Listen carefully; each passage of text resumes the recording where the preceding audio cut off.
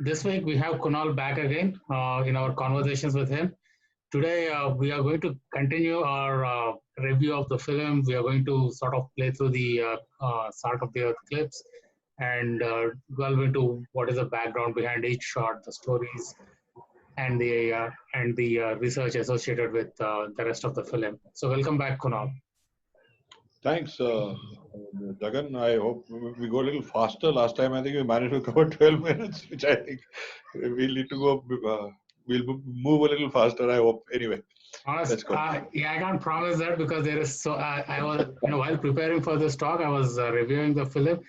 There is. You can see my screen.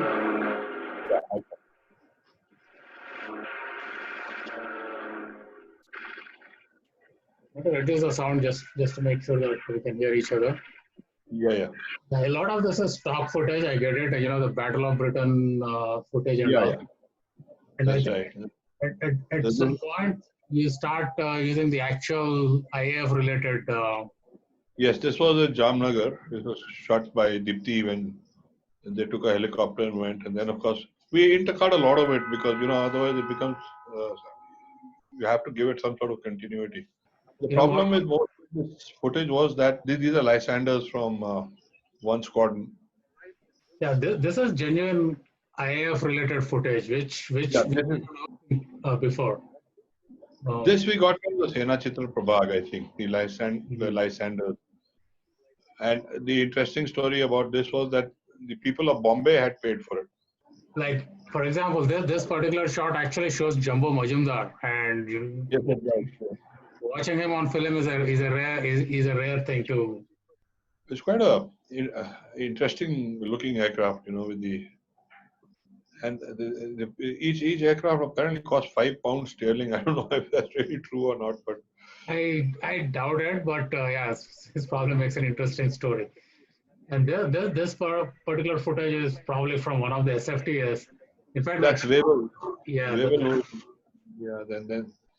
these are all the shots that we got from those cans, which I was talking about last time. Then this is, of course, the Hurricanes. Mostly Arakans. The problem was all this footage was silent footage, so we really didn't know a lot of who are the guys. We had to try and figure it out and see what it was. I think most of the shooting was around 1 and 7 Squadron, if I'm not mistaken. And there's probably a reason for it because 7 Squadron was doing a lot of these reconnaissance flights. So they probably had cameras. So here I can hear some audio with the clips. So some of the footage seem to have original audio. Yes, but I don't remember now, but we may well have taken audio from other places, just to get the explosions and stuff. That's yes, one hell of a guy, and Marshal Arjun Singh. Now these are number 1 squadron pilots. I can recognize A.R. Pandit and B.R.K. Rao. Yes, you're right. I love this shot of the Jeep getting jacked because and then of course this is all Mandalay and this whole section is for footage, and then of course it finishes with this where the British were leaving. So they on the 15th of August they had a parade in Bombay and they went out. So here the footage now changes. Now we are looking at actual footage from Punch, because immediately after independence, as you know, we went straight into the J&K ops. So of course, we didn't have decoders, so we had to, intercut. We've taken a cockpit shot. This is actually an AN-32. But, and then this is Bhatia briefing 12 Squadron about landing in Srinagar. Nobody knew.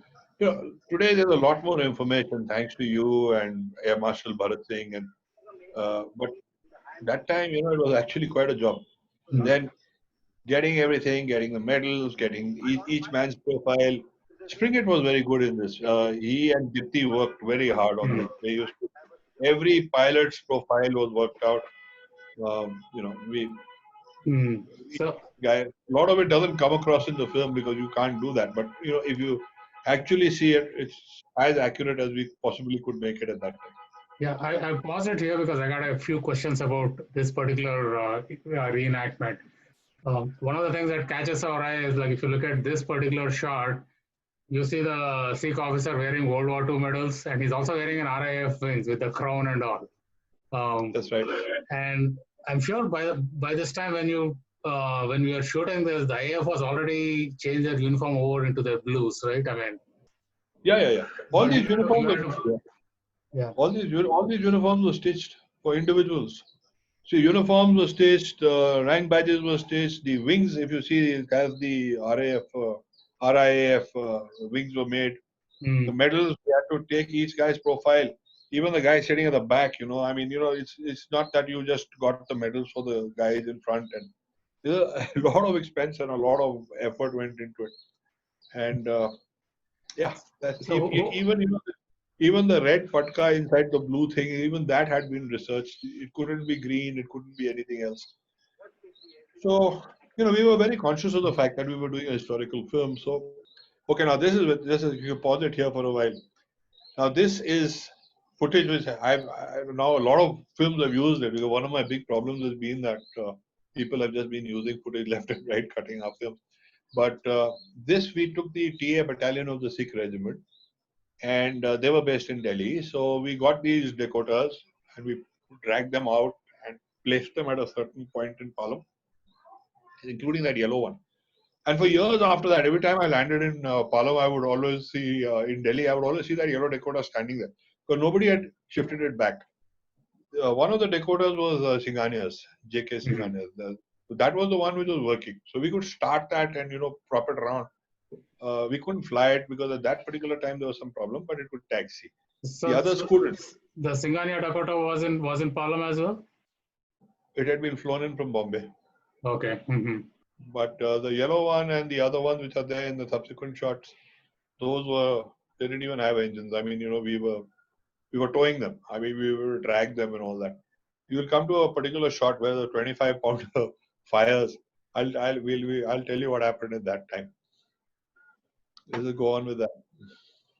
So these are this is the TA battalion, and then again here the uniforms, the everything was stitched here. Everything was made. It was because the uniform, the rifles, now to get the 303, the old weapons, everything was the police were using them, various things like that. So we got them from there. A lot of effort. But I can see the civilian Dakota in the background in the previous shot. That was the Singhania attack. And that also is accurate, because there were RIAF decoders as well as the civilian decoders which were all pressed into service. So it's all very much part of the same thing. Two things stood out to me in this shot is the Sikh soldiers were actually carrying 303 rifles, the Lee Enfields rather than the SLRs. And even the LMGs are the old red guns. They've got those conical muzzles, the RCLs, everything. Where were the source from? You see, a lot of these weapons were still being used by the police and the armed police constabulary in UP and all that. We got them from there. This, of course, is Sarabjit's footage of the attack on Zojila. I'll say one thing. I mean, everyone for this film, everyone just sort of put their best foot forward. It was fabulous. We went to the police; they gave us whatever we wanted. We went to anybody; they gave us whatever we wanted. It was. I used to go myself and talk to them, and Dipti and I would go. It was absolutely wonderful. These are the Tempests. We are reenacting the Battle of Shalateng. The Tempests were actually fueled by taking excess fuel out of the decoders, and then they managed that. That's how they did it, because they didn't have any system of otherwise fueling them. The fighting in Jhangar and Kotli and all that area, that was, but there was a limitation of what we could do.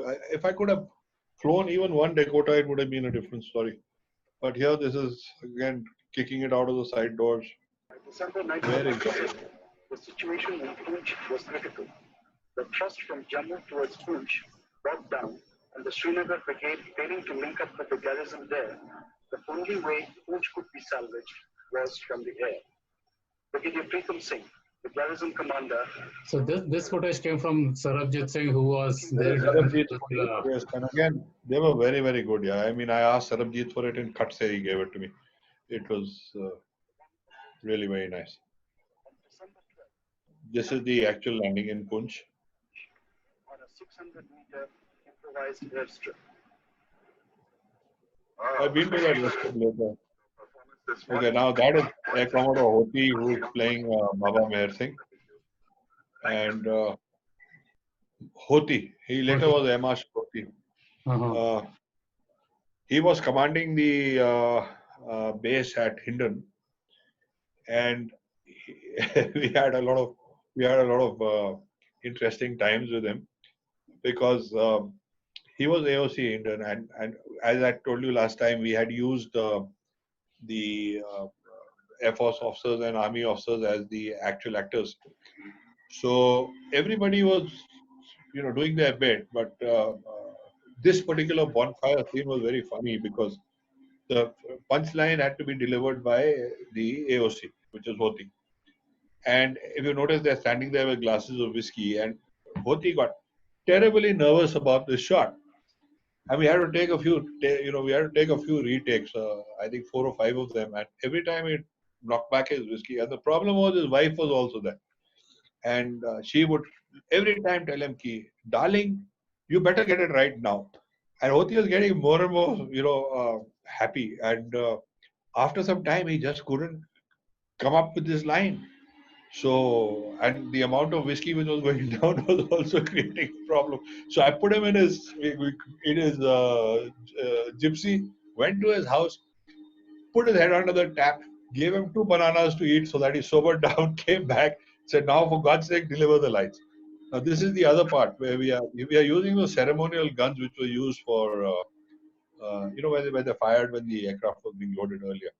Now again, those are the ceremonial guns which are used for the Republic Day parade. When they fire those 21 gun salute. So you got them down to Palam. We got them to Palam, and this particular scene is, it's been converted. It was shot during the day. It's been made into a night scene, and this was all happening on one corner of Palam. And Nobody panicked over the noise. No. Listen to what happened. So, in fact, this gun was to fire, and I don't know what happened. ATC gave clearance for some Airbus 320 had landed, and this guy was happily taxiing along from that side, and we didn't see him. And we opened up this thing. When a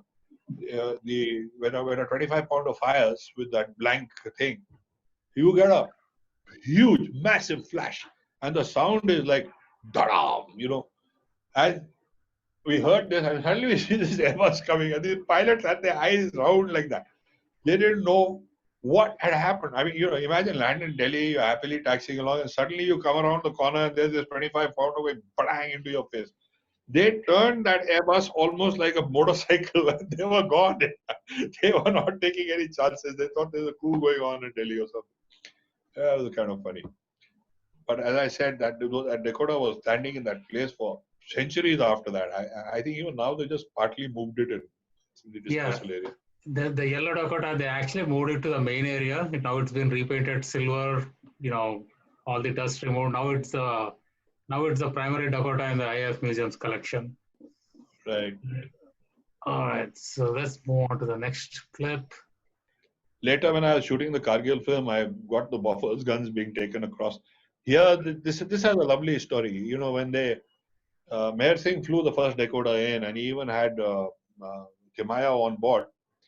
And when they landed there, just pause it for a sec. When they landed there, the Ladakhi women had come with these baskets of grass.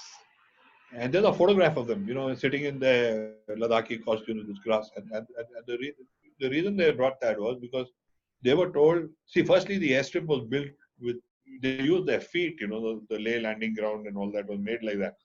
And then they were told the flying horses are coming with troops. So when they heard flying horses, I mean, the most precious commodity in Ladakh at that time was grass. So they got these baskets full of grass. I one of the most touching stories. And then the Dax landed, and they must have been pretty disappointed. Ki kaisa ghoda hai? He doesn't eat any grass. But we come to the Air Force Academy in Jodhpur. Again, uniforms, this, that. My God, the amount of work. You see, Springett, who I keep referring to, his father had been one of the instructors there, and for a very long time. So for him, he had grown up there. So we knew exactly what what everything looked like. First to 10, and thereafter a proposed. And again, my observation is by this time that style of uniforms have been phased out. Everything must have had to be stitched and prepared, right? Everything was finished. Quite a job. We had, I mean, it was it used to be quite a thing. It's a Harvard. And again, this portion of the document, again, you have some first class footage of almost every type, vampires, liberators, which honestly I've never seen anywhere else. Vistas, Tupanis, everything. Yeah, it was quite a job. Then of course there was the packets and. Rest the mantle of the now maturing Indian Air Force, and the man who was to lead them, WW2, who in 1954 became the first Indian Chief of Air Staff. Yes, we shot in Gwalior. Most of the guys here are all Mirage pilots. You should be able to recognize some of them. And then, of course, those days they used to, I think, drink the toast to the president or the whatever it was. Who is this officer who's portraying Subrata Mukherjee? I think it's Choppy, isn't it? No, sorry, not Choppy. Choppy is sitting on this side. I forget who he was. The long battle fought, striving to make a success of the Indian Air Force at its birth. The Indian Air Force is what it is today, mainly because of one thing. The That is Himachal Chopra. Yeah. And the quality of its officers and its men. I am proud to be associated with this great fighting force.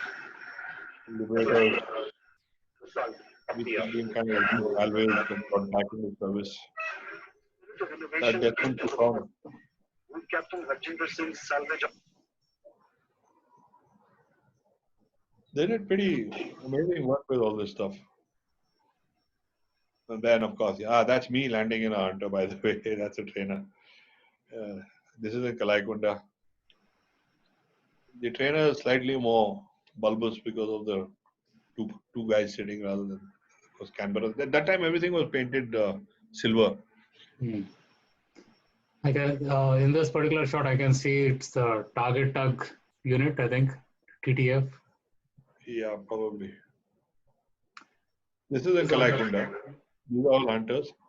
This was great fun because we wanted to, a lot of the guys were Anglo-Indians at that time. Most of them. I mean, not most of them, but quite a large percentage. Yeah. And they would always, we had to bring the little scene in, where he has to give these orders in Hindi.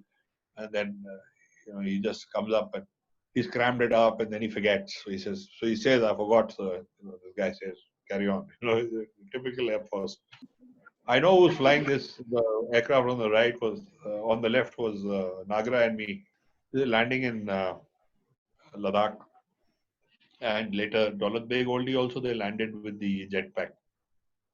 That aircraft had the jetpack on it. Now here we see the AN-12. We see the AN-12, and this sortie was one hell of a sortie because I'm filming this from a AN-32. Okay. And these guys were flying in an AN-12, and Dipti and some of the other guys were on board that aircraft. Now, in the AN-12, the cockpit part used to be pressurized. The rest of it wasn't. And when they opened this hatch, they had a problem. I think the pilot, the main guy, not this chap, the other chap, he came. I was behind, and they were supposed to feather one of the engines. That gentleman who just passed in the last frame. So here they're feathering the engine. We had to stop the engine in the air. And I was giving the call, I was also an RT, and I kept saying, okay, feather now, and the propellers would go on and on. and we didn't know what's going on. And for a while, but there was high drama going on in the AN-12 because the pilot had got up and gone back to see what's happening. So he came out of the pressurized chamber and he collapsed. He actually collapsed. So we had this AN-12 with the co-pilot flying it, and he was not very, I don't know what the hell was going on. They dragged him back into the thing. And I was wondering, why are they not responding? And I was flying with my feet literally hanging out with that bar in between, trying to shoot this whole thing. It was scary. Later when we landed, then the whole thing came out. And how the girls, there were 4 girls, a collapsed pilot, 1 cameraman, the back hatch open. And, you know, they had to get him back inside. And it was crazy. It was, I mean, that, I think Dipti can tell you exactly what happened up there. But it was scary.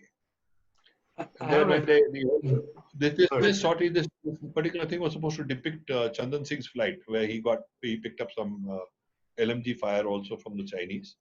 So that scene follows after we landed at Chandigarh.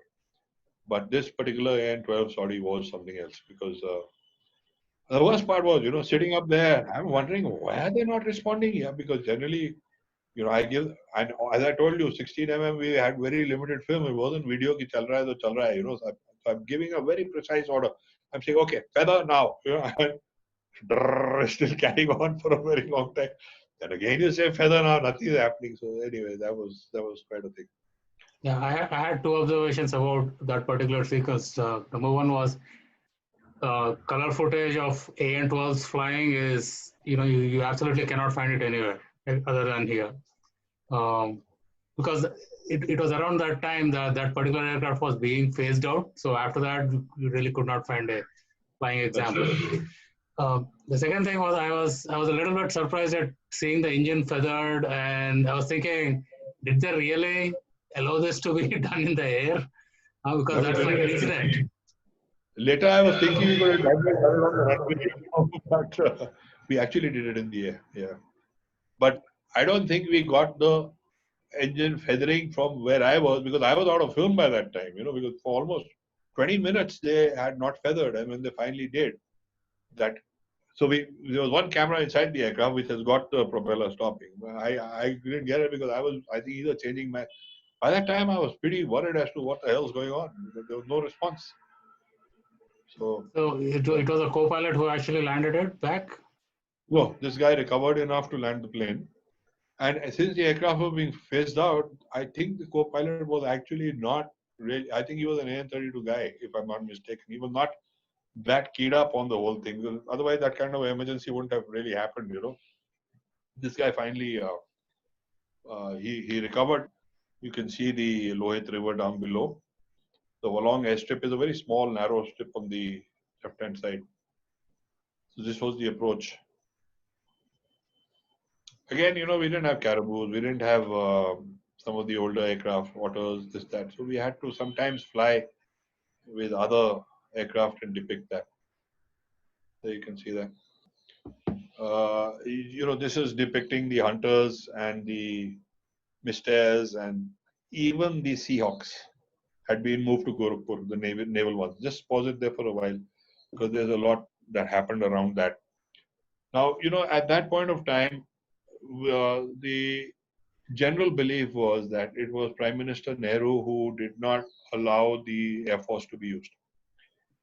And then Dipti and I went and interviewed Air Marshal, what was his name? He was the CNC East Dewan during the 71 war. And I remember we were sitting with him on the roof of his house in Defense Colony. And I was talking to him about 71 and I was not really looking at what happened in 62 or in 47, 48 vis-a-vis him. And we started to pack our equipment when we used to use those Agra tape recorders to record everything. When he said, I want to say something else to you. And I said, what is that? And he said, it's about 62. So he said, I was ACS Ops. He was an Air Commodore that time. And he said, I was ACS Ops. And he explained it to me. He says, it's like the DGMO and all that. I said, I know that, sir. So then he went off on a completely different, most unexpected tangent because he said, everybody talks about BG call, everybody talks about Nehru. They say it was Nehru's decision not to use the Air Force, but it was actually my decision.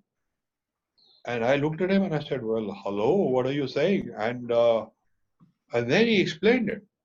He explained it because apparently he was with 7th Squadron or one of the squadrons where he pulled out his logbook. He said, see, I've done 400, and I remember the figure, 481 uh, photo reconnaissance sorties in the Arakan. And he said, I never saw the Japanese. Once I saw smoke, once I saw. So he said, he told Nehru that there is no way we'll ever find the Chinese from the air. And he applied the same logic. And I said, sir, but the Nifa area is very different from the Arakans because the Arakans are not as high, and here they were restricted to the two little passes. And if he had used fighters, it would have been a different story. He got angry actually with me because he didn't want to be interrupted. So he said, I used to play bridge with the Prime Minister. Everybody talks about BG call. Everybody talks about this. I haven't been given my due on this particular thing. And I remember I came back to air headquarters and I played this recording to Dorai Swami. And Doru, always had this habit, or he had a little girl, or he used to, when he was like listening to something, he'd be playing with that. And he just went into kind of freeze frame.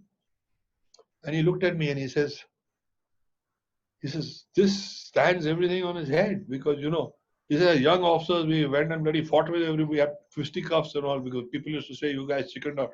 He said, no, it's a political decision. So we had this huge problem, and but anyway, I mean, this is when the real story came out as to why the Air Force had not been used, and I've never really understood this because later when I wrote my 62 book also, why did ASPE engineer at that point of time accept the IB's recommendations not to use the Air Force? I believe, and I really believe this, that if the Air Force had been used, it would have completely and absolutely changed the whole equation in 62. On the night before the attack on the Namkachu Valley, on the Thagla Ridge, the Chinese spent more time pushing up anti-aircraft guns because, vampires would come like that, turn onto the Namkachu area, and they could actually easily have, strafe their positions and stuff like that. They were very concerned about the Air Force being used. Unfortunately, one of those things, we didn't do it. What a pity. So you have all that interview on tape, I mean, somewhere? The tapes are all lying in boxes. God knows, yeah, it's now 30 years. But yeah, I mean, it had all been heard. And I remember playing it to Nimi Suri, who very gruffly said, destroy it. So I said, Then he laughed and he said, yeah, this changes everything. Because everybody as young officers, and I remember the shock effect that interview had in air headquarters. It was like, ये क्या हो गया? I mean, from 62 to 92, for 30 years, everybody had believed that, the Air Force was. We had even moved the Seahawks up here. And then, later I was talking to Air Chief Marshal Mehra. And he said, as squadron leaders, they'd gone there. They'd done the calculations on bridges, on this, on that, the angle of attack. But one of the ifs and buts of history as to why the Air Force was not used. I wish we had known more about what had happened. Now, I'm not saying this because Galwan right now is the hot news, but actually what happened in Galwan, the ME Force played a very major role in just supplying and just those posts over there, etc. Well, Daulat Beg, Oldie, everything. Now, there's another interesting thing here. If you can just pause for a second. There was, recently we've just found that there was a full flight of ME Force also operating with the border road guys. And I think they were used fairly extensively during the war and the period before and period afterwards. And they were the guys who were actually flying into most of these places. This visual that you're seeing is the Chushul airfield. The Spangur Gap is just beyond there where the Chinese had their OP. I've had the dubious distinction of losing a Jeep here in 1984. We were filming these wild asses for I did a Project Tiger. I had shot the Project Tiger series, and we were doing a sub-series series called Rakshak, and we were filming these wild asses in the Spangor Gap and on the runway. Because the Chinese used to eat them. They used to kill. The Chinese would kill them and eat them. So they would come into our area and they would not go into the Chinese territory. So these herds would gallop along with you. So Hatari style, we were filming this, and I had a chap called Captain Shane from the Punjab regiment. He was driving the jeep, and I remember telling him, I said, Shane, I think the vehicle is sinking, and he was having a ball. He said, "What, sir? What's sinking?" And you have these fields of, it looks like borax, and it's whitish kind of powder, but it's actually a swamp. And the jeep went into that, and we just managed to get our cameras out, and then bloop, bloop, bloop, it was gone. And later we were told by the engineer unit over there that there's something like 35 to 60 vehicles inside that thing. They just sunk into it. And this jeep belonged to 28 Division, which was just beginning to move in, so it was kind of crazy. Then, of course, we come to 25. This is the enactments we did in the area around Bhuj. These are T-55s, T-59s, which we used to depict the Pakistani armor. We didn't have patterns and stuff. You're sort of recreating the visuals from the Kutch fighting, right? Where Utpal Verma took the... Yeah. See, the armor, that's when the Pakistanis for the first time used the patterns against us. They came in, and this is that photograph taken by from the. So you got an actual newspaper copy produced? Yes, we did. In fact, Hindustan Times, that whole sequence was. I mean, I'm telling you, everybody was fantastic. So Hindustan Times actually ran that thing. We filmed the whole thing. The pages were made, and it's you can see it. Yeah, this is the Hindustan Times. This is the Hindustan Times thing, and then we got this very famous photograph. It was that was the actual headlines. So we printed it again. This is the enactment of the vampires on the 1st of September when 4 of them out of 3 got shot down. Was that at the museum? Was it vampire from the IAF museum? Yeah. I still remember that sunset. Then, of course, a lot of focus on the Nats. Now, that in itself is a story because the Ajits and Nats had been mothballed in Salur. And we got them. We got pilots from 2 squadron who had flown these things. We did manage to start them up. But the unfortunate part was that we didn't have misters available to us. We would have otherwise, that would have been a very interesting, because a lot of the ground attacks were done by misters. We just didn't have enough. That's Rathore. Now this NAT firing was actually we fired over the sea after having taken off from Kalaikunda. And when we landed back, I think Mukherjee, there was a coup or something. He was, so he called me to, I was sitting with him in his office when some fishermen came. And you're not going to believe this. I mean, imagine the odds. We were flying over the sea, and the hunter, when it fired those cannons, the links used to fall out, unlike the NAT, where it would get collected. So you can see when that thing fires, the shells are getting ejected also. And believe it or not, one of those shells landed on a fisherman's head down below. And the guy he actually died. So they had come to claim compensation from the Air Force for this. And it was kind of bizarre because I was trying to work it out. I said, in fact, I remember asking Mukherjee, I said, what are the odds? Yeah. And he said, well, it's a tragic accident, but the fact of the matter is probably 1 in a billion that the links should actually land on the guy's head. And it was really unfortunate. And we felt terrible but there was no way. I mean, we were flying. We didn't even know there were fishing boats out there. They weren't supposed to be. They had actually strayed into an area where they'd been told not to go, just because of this. But it just shows how fragile and how things can really just go terribly wrong if you're not careful enough. And how careful can you be? We had issued an advisory saying no boats in that area, but still 1 or 2 boats went in. This thing had to land on his head. Oh, no, I have one comment here, which I wanted to share with you. So this clip about hunters firing. See this? So that saber clip that you saw was actually Yeah, Alfred Cook's footage.